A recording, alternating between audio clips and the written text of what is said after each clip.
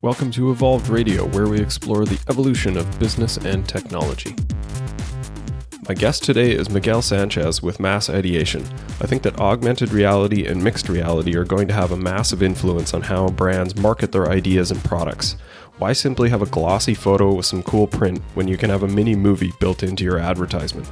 Miguel's company is leading the way in the industry, helping companies use leading-edge technologies to create a more memorable and engaging experience in their marketing work. This market is evolving fast, with all the big names getting behind AR after the success of Pokemon Go. Hope you enjoy the conversation with Miguel.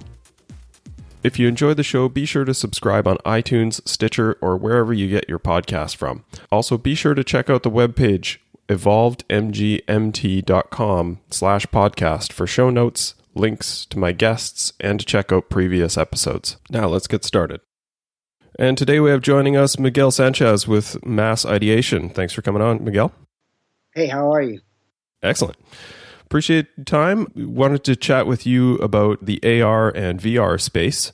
And I was searching around for some companies that are starting to work on virtual reality and augmented reality as a storytelling method.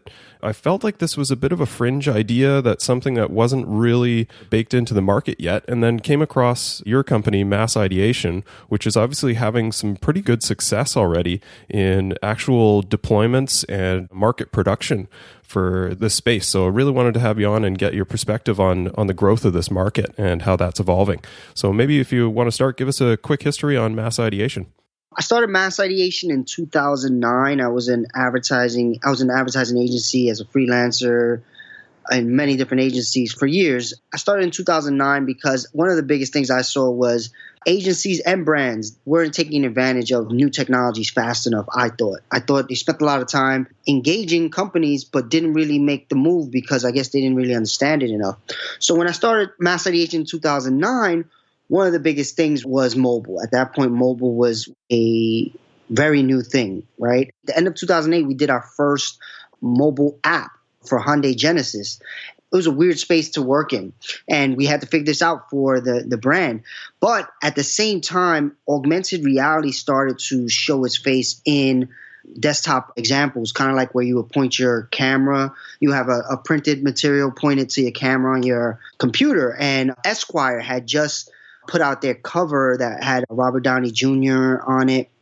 And it was very, very cool. When I saw that, plus having just worked on a mobile app, I just instantly knew that was the future. I didn't know, when it would happen, but I just saw it and I said, okay, this technology is where it's at. And then what I was able to do is I started talking to many agencies and brands for a very long time about these options and finding the SDKs and finding people in the industry that knew about the stuff. At one point, I spoke to a magazine. It was a Vibe magazine, actually, and they wanted to have Justin Bieber on the cover, but he couldn't be on the cover because they sold liquor advertising. He was underage. So I thought, this may be a great opportunity for augmented reality, right? There were no rules yet. This was still Wild Wild West. So I said, what if we only show Justin Bieber in digital if they scanned with their phone? So you wouldn't actually see the picture of Bieber unless you use the app to display it? Yes, exactly. That's smart. Okay. And you scan the cover, which was not Justin Bieber. It was somebody else of age, right? And then Justin Bieber will rip out the cover. This was one of my first, it was a great idea. I thought it was perfect. His management was okay with it. Vibe magazine was okay with it. It was when I first engaged with Mateo. Mateo was the one that Apple bought a few years ago. I spoke to Mateo. Mateo was willing to work on it with me and make it happen. The problem was the production cost. The shooting of Justin Bieber ripping out or doing anything in AR was too rich for the magazine's blood, pretty much. So it didn't happen. And I remember thinking, hey, I'll get someone else to do this eventually. And then it was about 2 years until I landed my first AR client. And I always think, I should have funded that video shoot. I look back and say, that was one of the first times I learned in this industry. They always say it's the chicken and the egg. In this industry, it's the chicken. You have to have an example to show because people don't understand this stuff. So I was able to, during that same process, we started talking to IHOP about doing an augmented reality example in their stores. They actually came to us and said, we want to try to figure out how to shorten the amount of wait time by engaging customers better. So we showed them augmented reality and they really liked it. But again, they had to sell the higher ups in their company and there was no example of what we were pitching.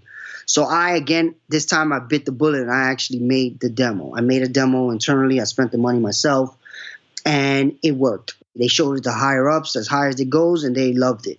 We did a test run and it did very well. And then we did a few more examples of it and they both did very well as well.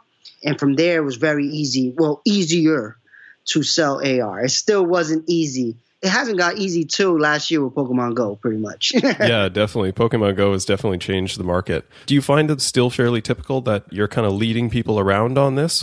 IHOP didn't come to you with saying, hey, we'd like to do something to make our menu interactive. That was something that you had to pitch to them. Are people kind of coming around on that they're asking for these type of interactive interfaces now? It is getting much more common for that question to be asked. I still have to lead into areas where I see an opportunity to. It's definitely more times a month I'm getting called about, hey, remember that augmented reality thing you spoke to me about years ago? What about if we did this? Stuff like that. So that is awesome. And, the fact that I posted all the time like a maniac, people are meeting with me about these new technologies like, hey, I keep hearing these things in meetings. I just want to get your opinion on how I should be speaking about them. It's just being a thought leader like I tried to be early on. Like, the reason I created a blog, arnews.tv, was because a lot of times I was showing examples of these options, the opportunities, and I would always have to link to YouTube, this and that. So I said, you know what, I'm just make one place where I can just send people to it. So let's give a little description of a couple of those examples that have worked well for you and you have these market pieces out there. With obviously, like these are not sort of side projects or little local industry brands. Like IHOP is a pretty big brand in the US especially. And the other one that you have that I noticed was Nickelodeon and Capri Sun. Huge brands. So that's great that you're able to actually break into that market. The IHOP one, as I kind of alluded to, was an interactive menu. You would hold a smartphone over top of the menu and what would happen, they would see like animations on the menu, that kind of thing? Is that what it looked like? Yeah, so that took on many different ideas and where it netted out was, so the thing with IHOP, like you just said, it's a national chain, but we had a real lesson to learn about franchisees and franchisors, right? So not every franchise has everything that every other IHOP gets. So we had to figure out what was the lowest common denominator. What would they all have? And what it was I don't know how many of your viewers go to IHOP, but right above the syrup, there's always some type of advertising talking about, the new hot chocolate or the new pancake that they're pushing. So in our research, that's what we found was always there. So what we did was we said, okay, we're going to make that a content portal. The content portal could trigger games, animations, cool interactive experiences. Of course, budget and timeline kind of set those things along. But what we ended out with was the first experience was they were going to release a cartoon called The Breakfast Bunch. So we said, okay, this is perfect. We could either make the Breakfast Bunch run around the table with the kids, or it could just trigger a video. They chose to do a series of videos. So what it was you hold up your phone or an iPad and you see a video, intro animation, and then you can choose which videos you would like to watch by pressing the navigation. So this all happened in AR, and it was very, very successful. And it was successful without even having a call to action on the advertising. I don't know how many of your audience is advertising focused, but call to actions are like download the app, do this, do that. And this didn't have that at all. It just was an image, and on social media, they told people what to do. Being as early as we were with AR, we were very worried about that. Like, there's a lot of steps to let somebody know what to do that has never been done before. What we found was people did it. If they were interested enough in the brand and the experience and people told them that it was cool, they did it. And on average, people were interacting with this thing 4 times. We were like, that's pretty significant for an advertisement to be interacting with 4 times on average. It's pretty tough to do.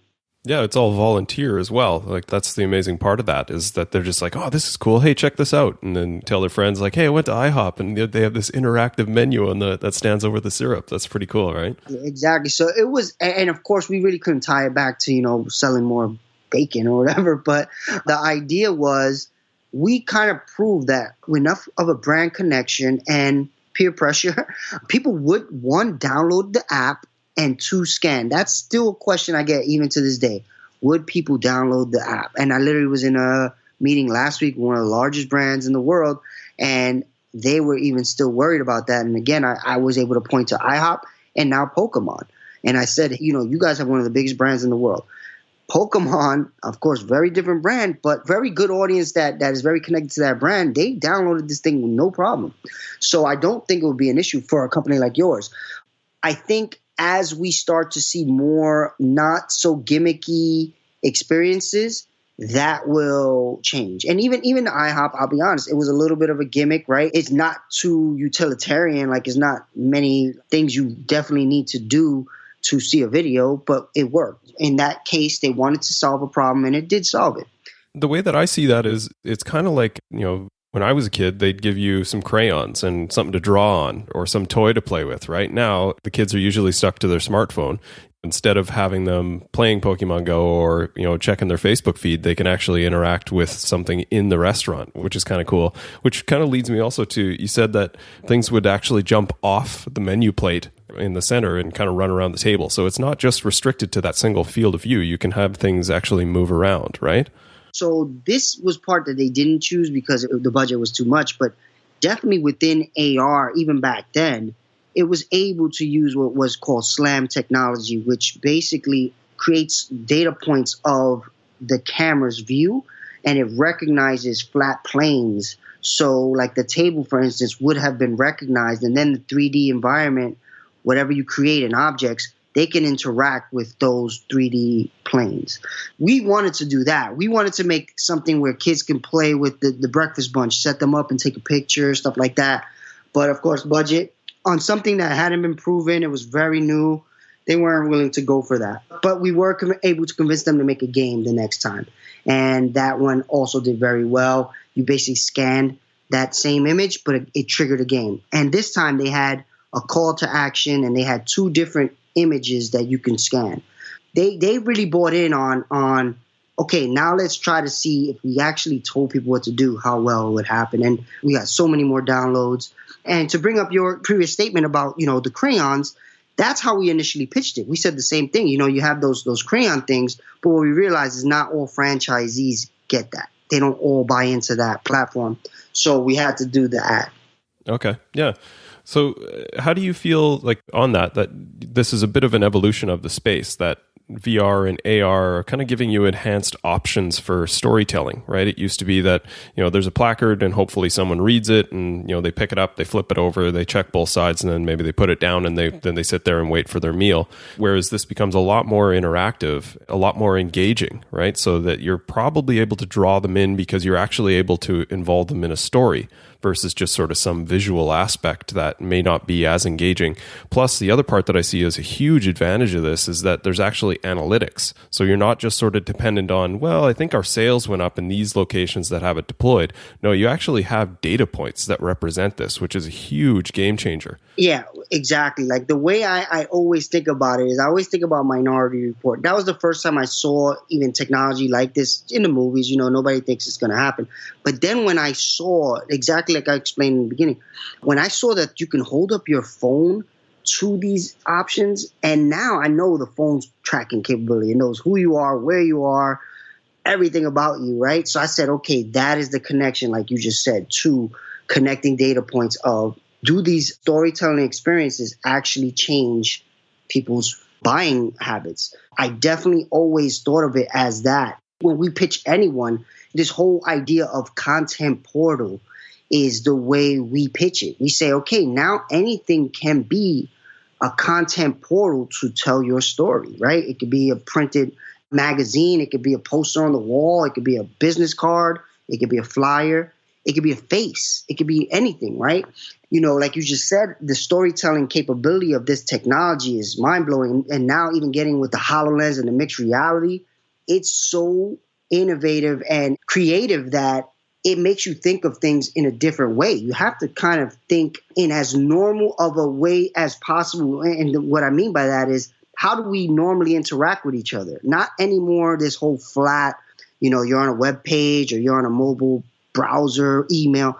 This is like, how do we talk to people in the real world? How do you move through an environment? How do you access information when you're at work? Now you can start to incorporate these things into storytelling, and now it opens up such an interesting opportunity to brands and to storytellers. And I just really look forward to like working some of that user experience stuff out. Yeah, that's the part that I find really interesting in this, is that in a way, it really opens the options for you as an advertising or a marketing partner, but it also increases the complexity because the depth of the story is so much more than you otherwise would have had. Before you design some cool layout and a couple of graphics and some fonts, and as long as it looks cool and it's eye-catching, then you've done your job. Now, you actually have to have a story, there's maybe some storyboarding, there's character engagement, like the level of complexity goes up dramatically in these types of offerings, right? It's everything. And that's one of the reasons why I saw augmented reality as such an option for, differentiation of my business and myself, was because every time you see a technology that encompasses all other technologies before it, something is there. So when I saw the fact that not only was it taking everything we do on the web, it was taking everything we do on the phone, but then it was even adding what we do in the real world, I was like, oh my God, that's everything. So I just dove in, and now the world is starting to see the opportunities, which is awesome. And it's just an interesting time. Like I always say, like, we still haven't seen the big thing. Even Pokemon, it fell off and people are not using it as much as they originally were, but it was so hot and it's already made $1 billion within a year, which is insane. Snapchat is another one that, is an augmented reality company, whether people understand that or not. And it's very popular. But I can't wait to the very utilitarian use of it, where people are just using this every day and they don't even know it's augmented reality, but it's just helping them. And that's where I'm hoping to find. And, I'm sure someone will eventually, but it's a fun time to see all the cool things coming out. Right on. So it leads directly into where we're headed with this, but let's talk about the future. So the current portion of this is that you generally need to engage through a smartphone, is sort of where things are at with the current level of technology. I think the near term, obviously, we talked about it before we started recording, that Apple has announced that they're working on some type of augmented reality. What I would hope that maybe comes out of that, if nothing else, is solving that problem that you alluded to earlier, that you need to download an app. Whereas if the phone itself at least has, I guess the analog that I would make is like a QR code scanner, where there's just sort of a base app that interacts with all augmented reality, that there's essentially an SDK. Is that what you would imagine would be helpful from Apple? So in the very beginning, when it was about 2010, I went to a conference about augmented reality, and I was literally lucky enough after the conference to be standing and talking to the CEO of Blipper, the CEO of Mateo, the CEO of Euphoria, and of Wikitube. These are like the top SDKs. And I said, look, this reminds me of the browser wars back in the 2000s, right? Not everybody can win, but for augmented reality to win, there kind of needs to be a universal browser. Like if you guys could all get involved and say, hey, this is the browser that we all are going to work out of. And that's not a good business move, right? You can't do that. You have to dominate, right? So each one said, we're going to win. And I'm like, how could all of you win? Like, it's literally impossible. What I think is going to happen is there's going to be a browser that brings in all these SDKs eventually. And it's going to work very similar to Google, and maybe it is Google, right? Where you look at something and it shows you all of the options you are able to see from it. And then you can choose what you decide to see. But in the very beginning, right now, all these different apps, right? I can scan a Pepsi bottle with my app and it triggers one thing. With your app, it triggers another thing. With somebody else's app, it triggers another thing.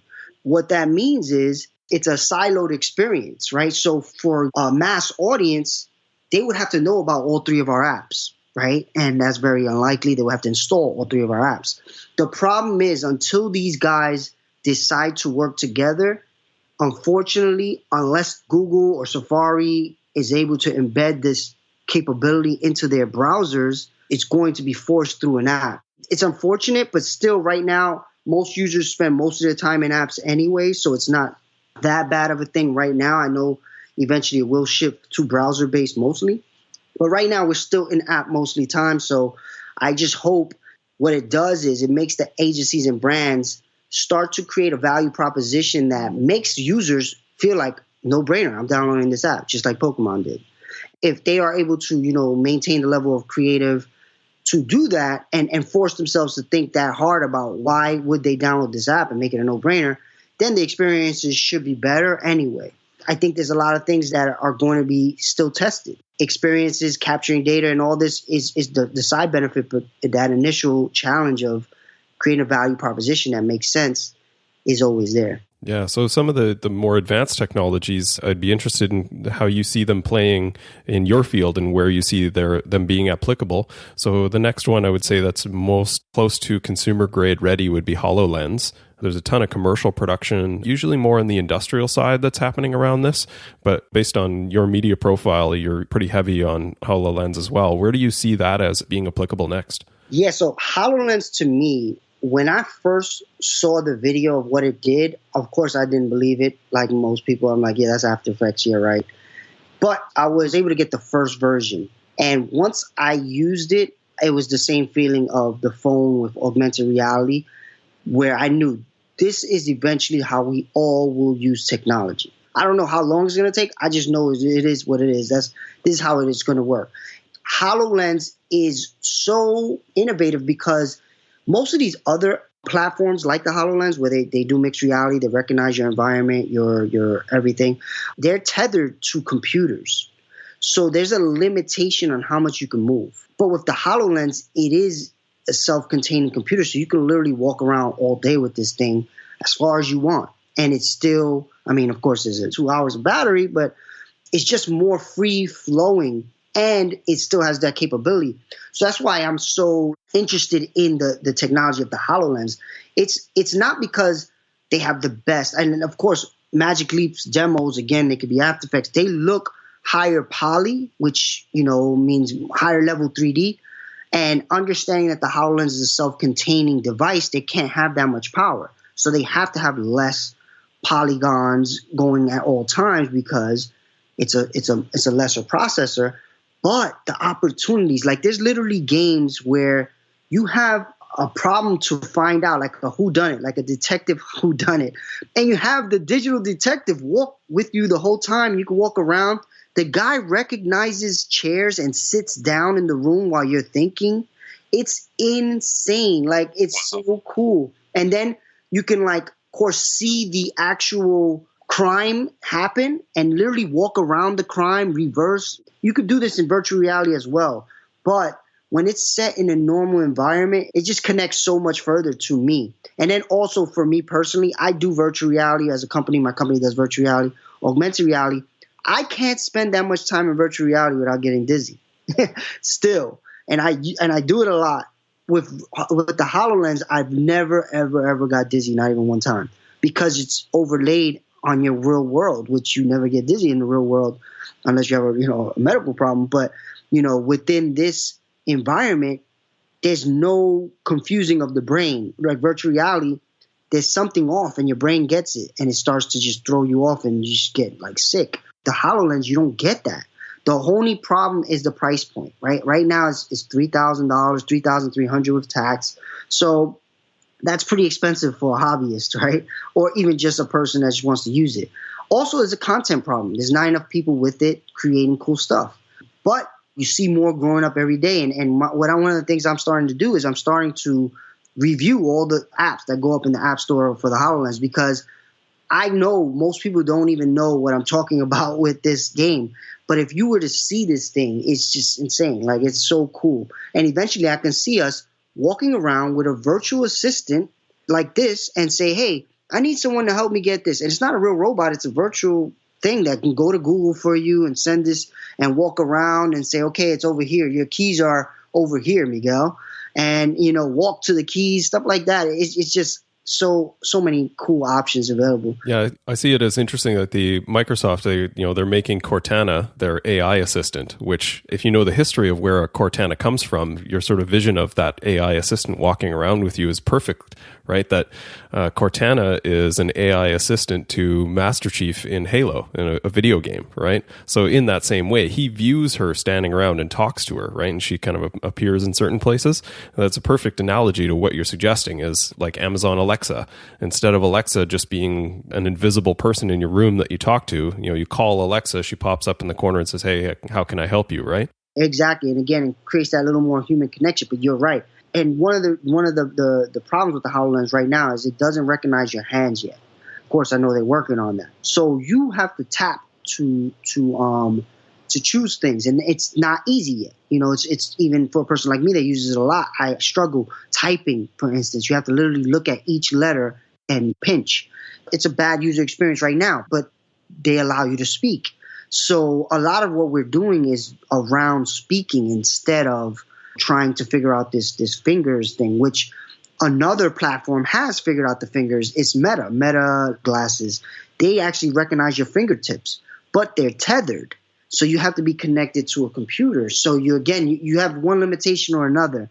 And I just really look forward to the days when all these limitations are gone and we're just able to free flow and just use these technologies. Yeah, I've often said I'm waiting for the ultimate technology would be the contact lens that just overlays everything. So it's a HUD and the processing actually happens somewhere else, right? Whether that is in the near term is probably like a utility belt or something, because it will be fairly heavy. And I think that's what people often miss in understanding these technologies is that it's very early term. And Magic Leap, especially lately, has gotten a lot of heat for their inability to make the technology subcompact. But it's an extreme expectation that, this early on, they would be able to basically fit this thing into the size of an iPhone. The amount of processing that goes on for environment recognition, the creation of the polygons. So I think people are mistaken in marking down all of these technologies saying that, this isn't going to work. They're fleecing the customers. And that's not the case. It's just very early term in what they're building. And, give this stuff even 5 years and it'll be dramatically different. I mean, we used to have a thing the size of a spare tire in the back of our car in order to have a car phone. And now they literally fit in your pocket and sometimes they fit in an earpiece. So the micronization of this stuff will come, right? Yeah, it's just what I struggle to understand from, I'm a product manager, is why are they prioritizing quality of render over user experience, right? Like, so to me, that's where Microsoft won. Microsoft said, okay, we are not going to be able to make Star Wars like it's in the movie render, but I'd rather be able to walk anywhere, right? I think the option of these computers are basically saying you are untethered from a desk now, right? These computers are like you can walk around with them. So the fact that you tether yourself to a desk, you're still stuck to the desk, right?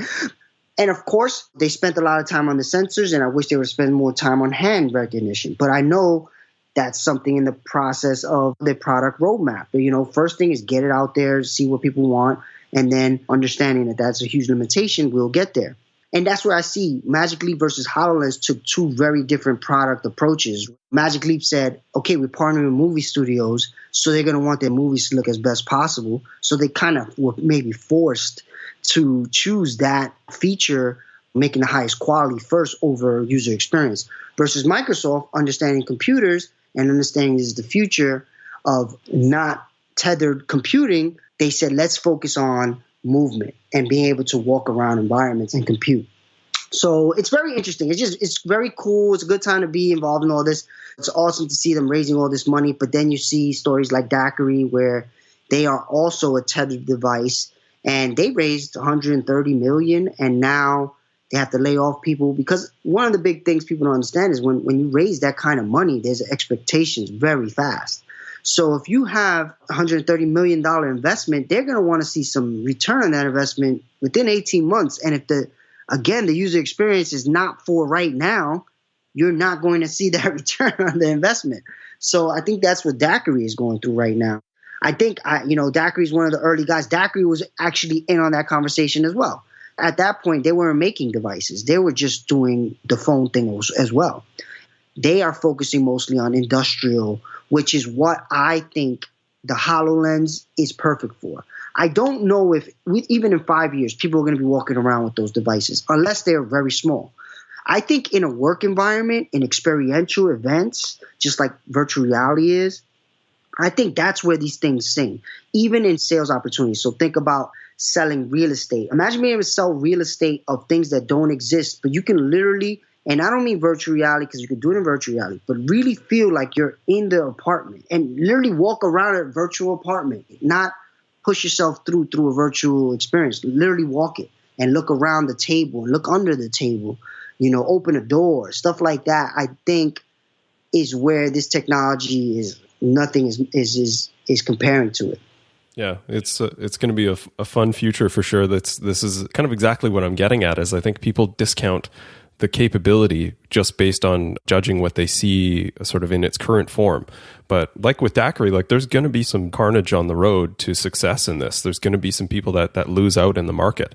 And I think that's important because the people that are making gains are going to be really pushing the envelope and advancing the technology forward. I think you're right. The next 3 to 5 years are going to be a dramatic shift in what this market looks like. Yeah. And it's going to be very, very interesting. I think we're in the age of like Atari and stuff like that in the gaming industry, right? Where, sure, those ugly, very pixelated games, but we played them, right? They were very good games for us back then. But now you look at them compared to what it is now, and you're like, I can't believe people played that. And that's where I think we're heading.